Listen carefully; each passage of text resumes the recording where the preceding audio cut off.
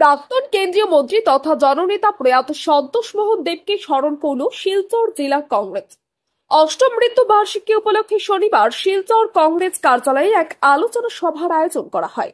সভার শুরুতে দলের সকল স্তরের কর্মীরা প্রয়াত নেতার প্রতিকৃতিতে মাল্যদান ও পুষ্পার্ঘ্য অর্পণের মাধ্যমে শ্রদ্ধাঞ্জলি নিবেদন করেন। পরে ওনার স্মৃতিচারণ সভায় বক্তব্য রাখতে গিয়ে বিভিন্ন বক্তারা সন্তোষ মোহন দেবের জীবনের বিভিন্ন দিক তুলে ধরেন। বক্তারা জানান, বরাকের উন্নয়নে উনার অবদান কখনো ভোলার নয়। তিনি একমাত্র নেতা যিনি দিল্লির দরবারে গোটা বরাককে তুলে ধরেছিলেন। প্রয়াত নেতা উনার কর্মজীবনে অনেক প্রকল্প বাস্তবায়ন করে গেছেন।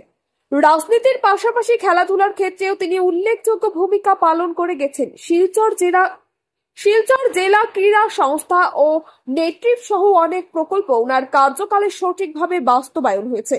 উপত্যকার জনগণের বিভিন্ন সমস্যা ও দাবি দাবা পূরণেও প্রয়াত নেতা লড়াই চালিয়ে যাওয়ার পাশাপাশি প্রত্যেকের সাথে নিবিড় সম্পর্ক রেখেছিলেন।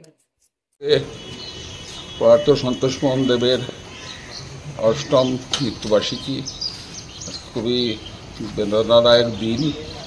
আমাদের নেতা আমাদের সঙ্গে নেই, তো ওনার আদর্শ নিয়ে আমরা এগিয়ে যাচ্ছি এবং আমরা আরও এগোবো।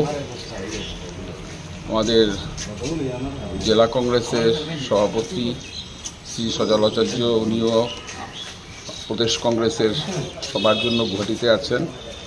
উনিও সমবেদনা জানিয়েছেন এবং সশ্রদ্ধ প্রণামও জানিয়েছেন।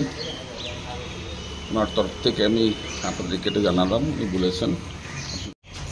আমাদের সবার প্রিয় নেতা সন্তোষ মোহন দেবের ৮তম মৃত্যুবার্ষিকী।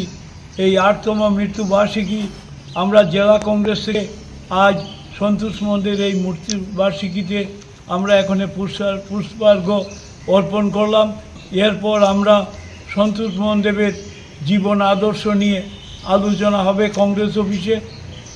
এইটা হবে 11:30টায়। সন্তোষ মোহন দেবের অবদান আমরা কোনদিন ভুলতে পারবো না। বরাকের জন্য তিনি আপ্রাণ চেষ্টা করেছিলেন এবং বরাককে কাছে দিল্লির দরবারে তিনি পৌঁছে দিয়েছিলেন। আজকে সেই সন্তোষ মোহন দেব যদিও আমাদের মধ্যে নেই, তবুও তার আদর্শ নিয়ে আমরা এগিয়ে চলছি। আমরা মনে করি সন্তোষ মোহন দেবের আদর্শ আমরা গ্রামে গঞ্জে যদি পৌঁছে দিতে পারি তবেই সত্যিকারের কাজ হবে।